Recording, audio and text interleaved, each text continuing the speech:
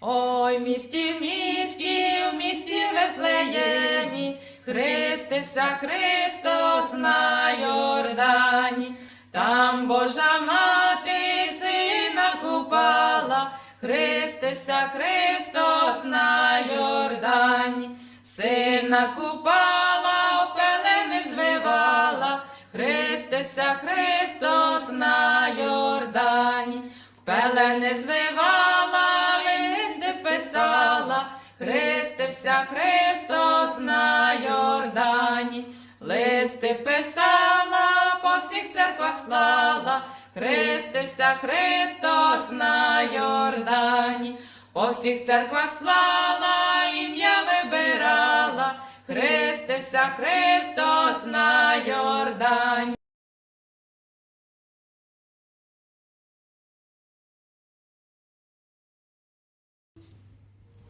З початком повномасштабної війни дедалі більше українців відкривають для себе україномовну музику і, зокрема, фольк. Та якими є глибинні сенси українських автентичних пісень, які особливості їхнього виконання і як переосмислюють народну музику у сьогоденні. Сьогодні поговоримо про це з Анною Черноус та Христиною Попович, засновницями музичного простору «Гурба», який займається збором, популяризацією та дослідженням українських автентичних пісень. Куди ви їздите? Як ви шукаєте села, де ще збереглись автентичні пісні? Як ви спілкуєтесь з носіями? Наша принципово улюблена територія – це є Рівнинна Галичина. Так ми її називаємо. Це є терена довкола Львова. І так трошки ширше, це є якраз 3 етнографічні райони. Вони називаються Опілля, Велике Підгір'я і Надцяння. Опілля – це якраз довкола Львова, і він так само трошки поширюється на Івано-Франківщину.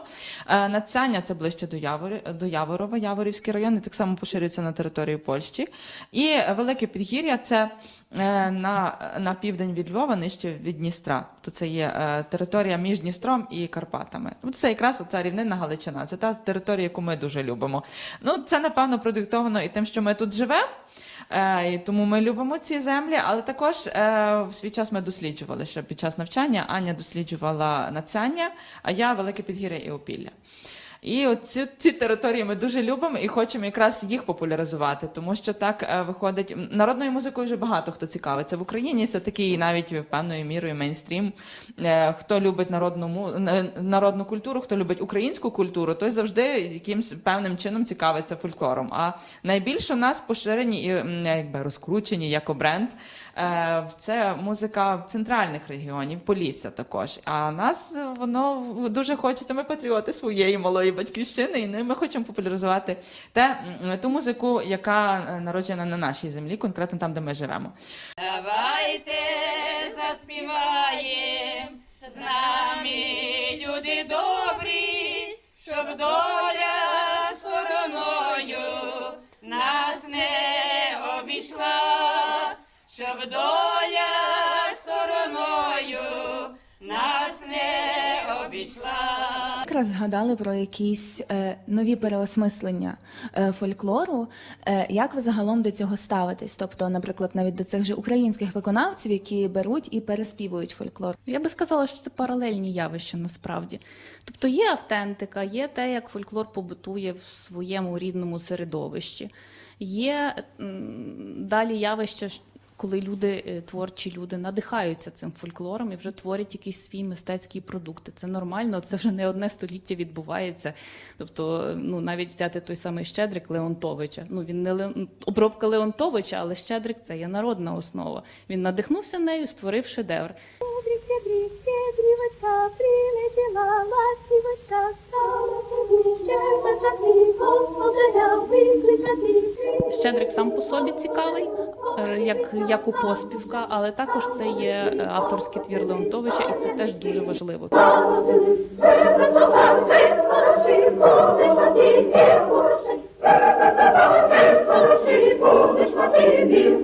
То це є явища, які існують паралельно, вони рівно важливі і мають право на існування. Головне називати все своїми іменами. Якщо це є обробка або якась інтерпретація, авторське бачення, то треба так і сказати, що це є моя обробка такої-то пісні, з такого-то села.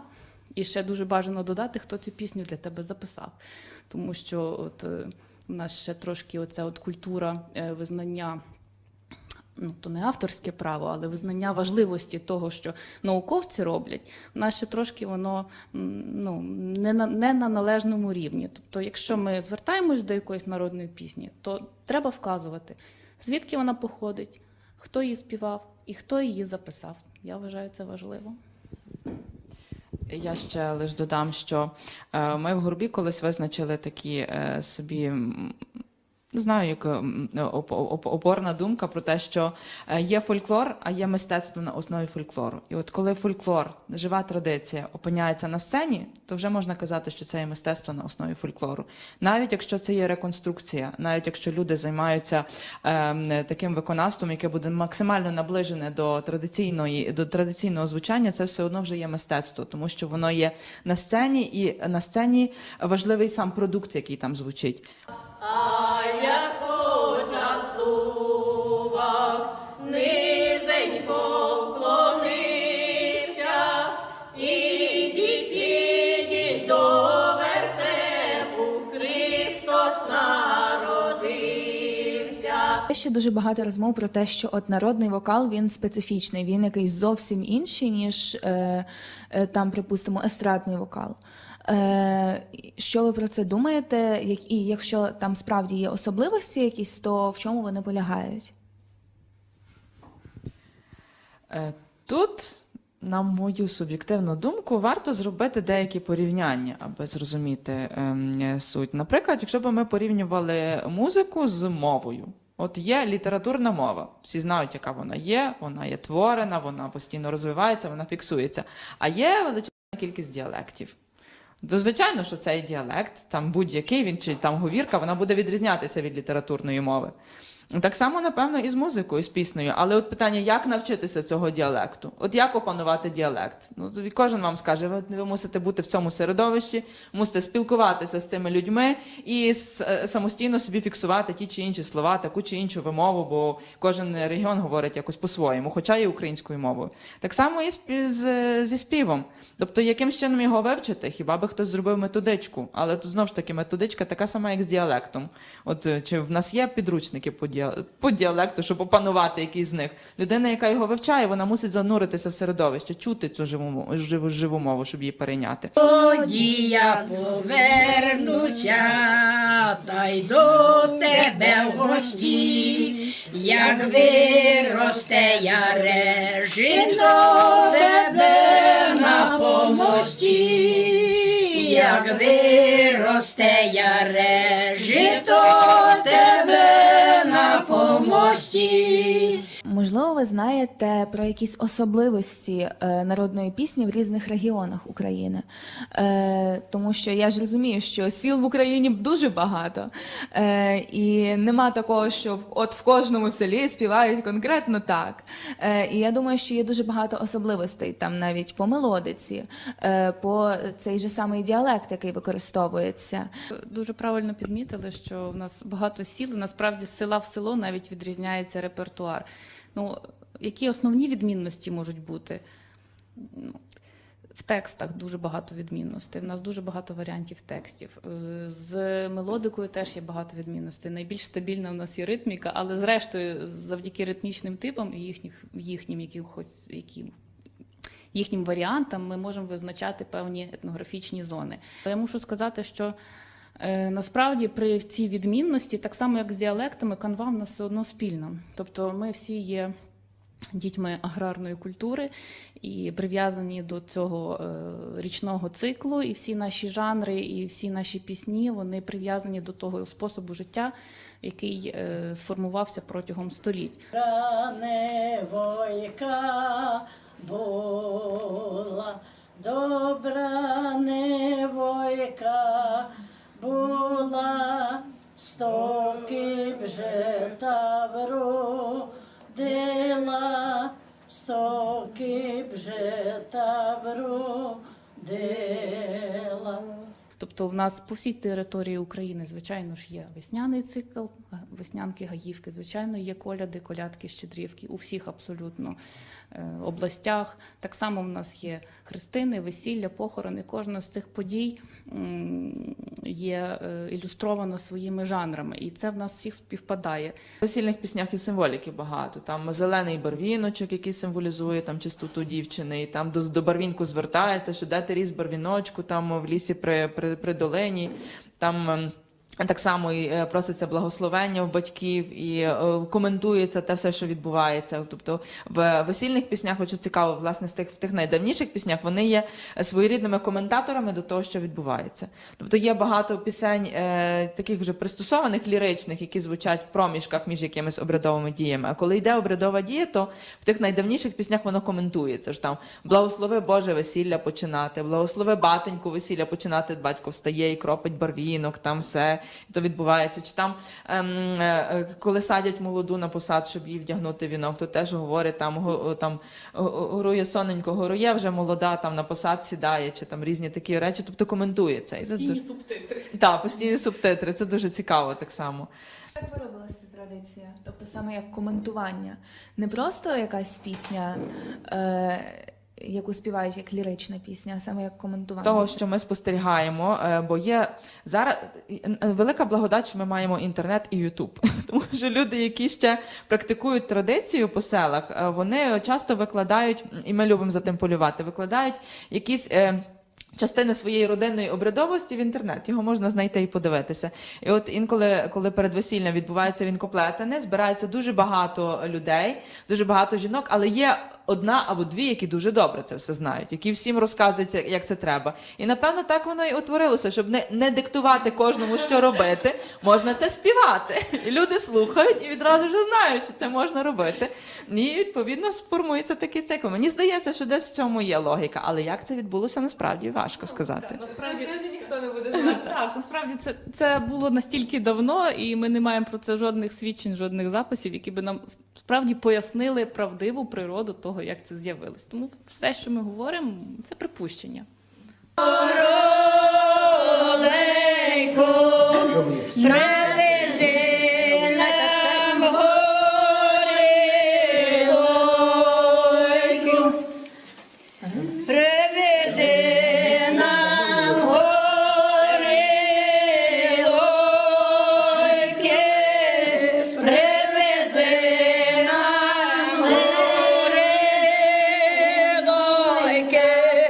Мені дуже цікаво було дізнатися, що не тільки народна пісня – це щось архаїчне, тому що в кожного вже є такий образ, коли ти думаєш, о, народна пісня – це щось, що було дуже-дуже давним-давно, і воно, якби, всі вважають, що вона не розвивається, але ж насправді ми бачимо, що вона переймає якісь сучасніші події, і вона все одно рухається, і з'являються нові народні пісні, тобто фольк-музика, вона не стоїть на місці, вона так само, там, як та сама мова, розвивається. І, можливо, так проводячи паралелі з сьогоденням, ми можемо поговорити про те, а як воно зараз переосмислюється, як воно зараз популяризується, яких виконавців ви можете порадити в цьому ключі, яких би можна було слухати, дізнаватись більше саме про цю музику. Якщо ви хочете почути автентичний фольклор, ви можете поїхати на село і почути там живу музику, так, попасти на якесь весілля, на коляду, на щедрування чи на гаївки, і ви почуєте це так, як воно насправді є. Не гарантую, що вам сподобається чи не сподобається, це справа смаку, але це є саме життя.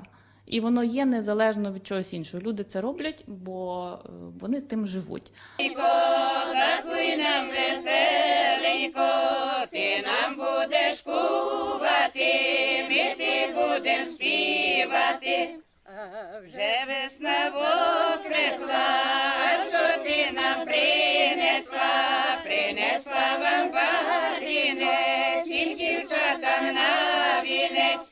Вже стосовно виконавців чи якихось гуртів, ну це також справа, це вже дійсно справа смаку, і в принципі багато людей зараз захоплюються зануренням у фольклор, і на основі фольклору багато роблять різних аранжувань, інтерпретацій. Ну, особисто я люблю гурт «Онука». Хоча там наче не дуже багато є якихось цитат, немає, так, але Ната Жищенко, вона застосовує інструменти, такі як бугай, чи якісь інші народні інструменти. Мені це імпонує. Мені імпонує, що це є електронна музика. нова сучасна.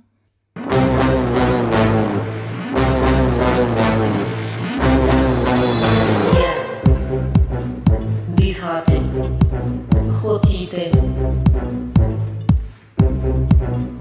Я припиняти. Розмова. Я натискати. Відлік. Тільки майбутнє. Готовий. З виконавців, кого можна порекомендувати, якщо ви хочете дійсно якщо ви хочете щось дізнатися про традиційну музику, то напевно з виконавців варто звернути увагу на тих, хто займається реконструкцією. Тобто, наприклад, з тих, що ми любимо. Так, з тих, що ми любимо, це є гурт «Родовід», це є львівський гурт. Вони якраз пропагують і вивчають, і співають музику Галичини. Тому ми їх дуже любимо, тому що у нас з ними концепції однакові. Ой, соколе, соколоніку, літаєш, літаєш, скажи мені щиру правду, як ся мила має, скажи мені щиру правду, сумну і невеселу,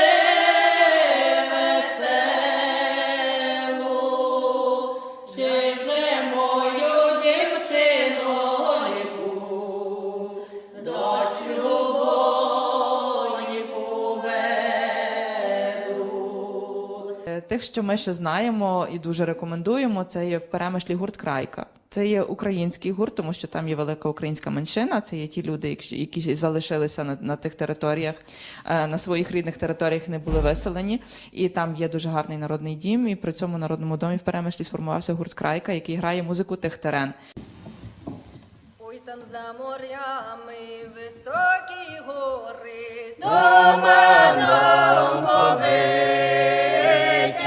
ой, там за лісами широке є поле, чорні галки крили. Ой, там за лісами широке є поле, чорні галки крили. Інструменталісти в нас є. Інструменталісти в нас дуже гарні є.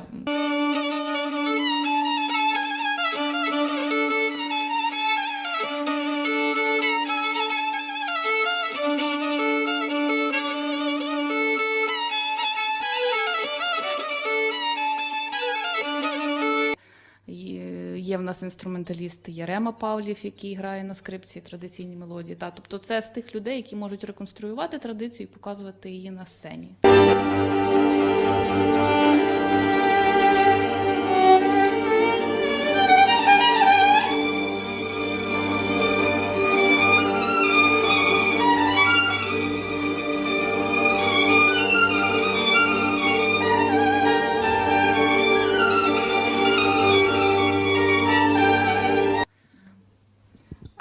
І так само, а з обробок то вже дійсно питання смаку.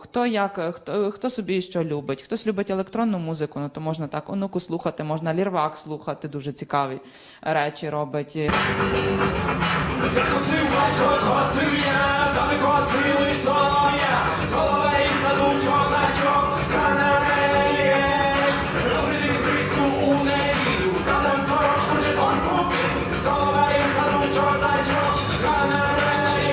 Гордій Старух так само застосовує електронні якісь речі. Багато, то треба просто дивитися. Це чисто особисті уподобання. Так, це особисті уподобання, вже хто як любить, що кому подобається.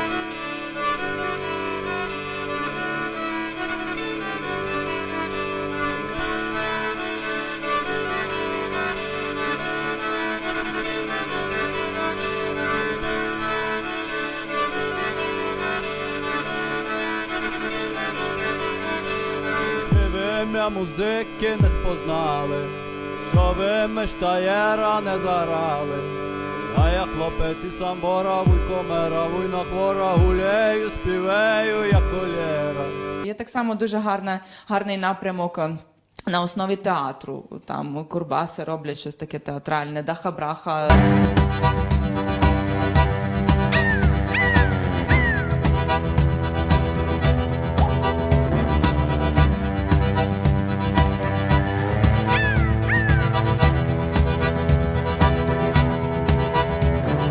Гурт Троєзілля дуже гарні речі роблять, але то вже кожен підбирає під себе, тому що тут фольклор лежить в основі, а стиль то вже кожен собі вибирає, який йому подобається. А Янчик, чорні очка, підем разом до поточка синього дам пиличка.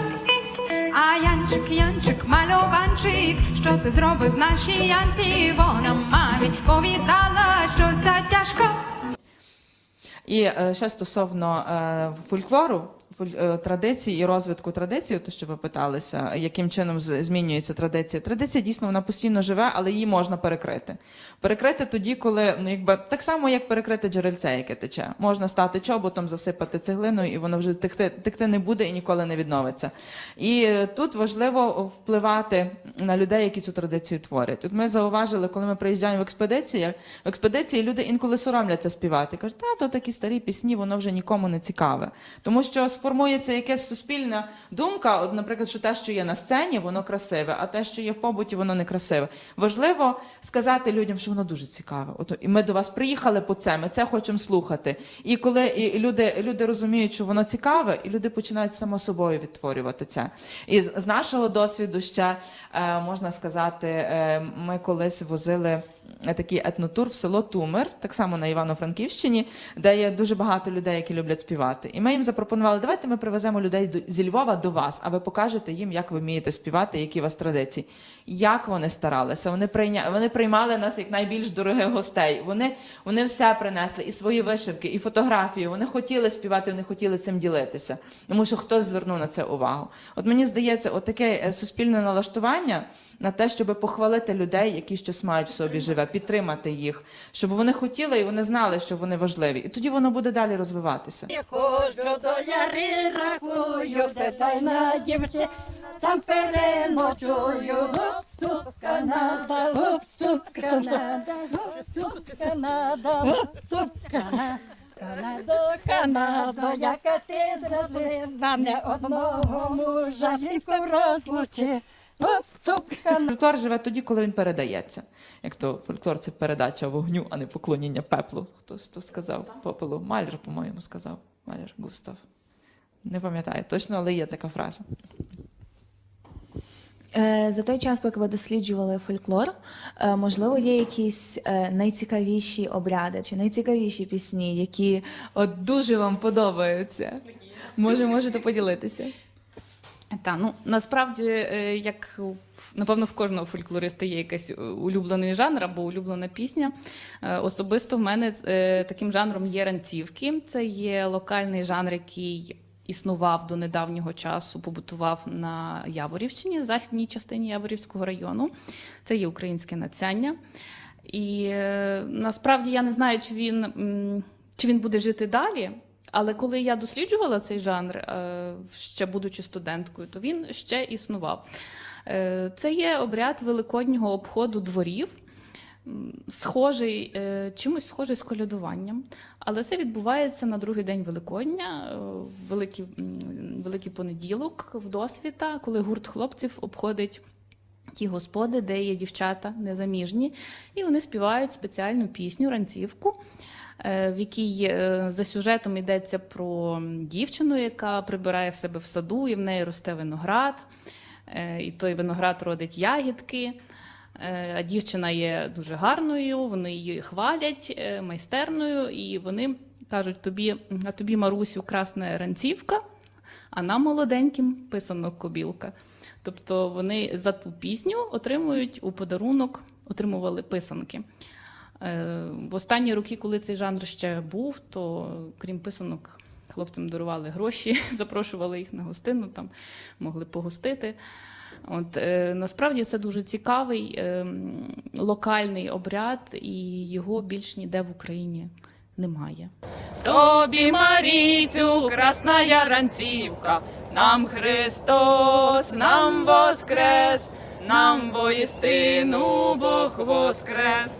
А нам молоденьким писано кубілка, нам Христос, нам воскрес, нам воістину Бог воскрес. З такого, якби для мене незвіданого, з того, що я зафіксувала у свій час, це є обряд турикання.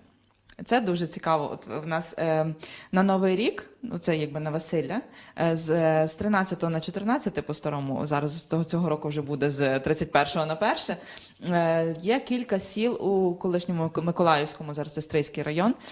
Це є села Ричагів, Гонятичі, Новосілки Опарські і Вербіж, здається, так. Там збережений такий обряд, що хлопці з 13 на 14 одягали високі солом'яні шапки і ходили турикати. А що означає турикати? Це була пісня там зі словами «Ой, туре, туре, що сієш, оре, що козі даєш».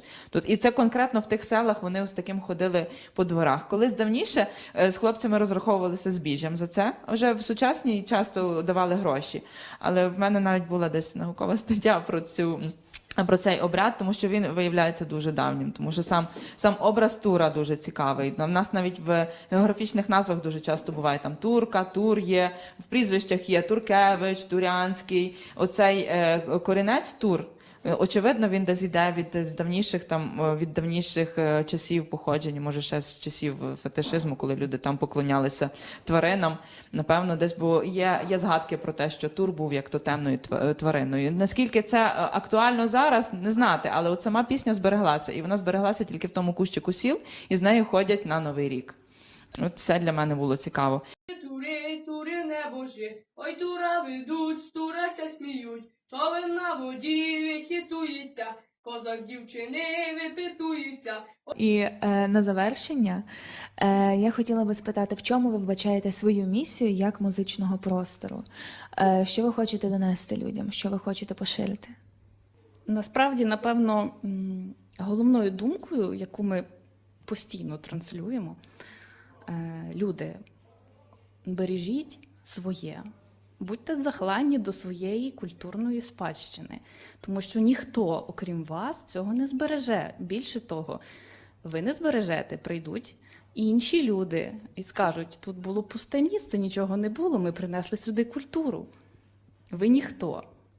Щоб такого не було, а ми знаємо, що так може бути, і так уже ставалося не раз, щоб такого не було, ми повинні бути спадкоємцями, ми повинні бути відповідальними. І не чекати, що хтось прийде нам допомагати, зберігати, а робити це самостійно. Якщо не знаєте як, звертайтесь до спеціалістів, до консультантів.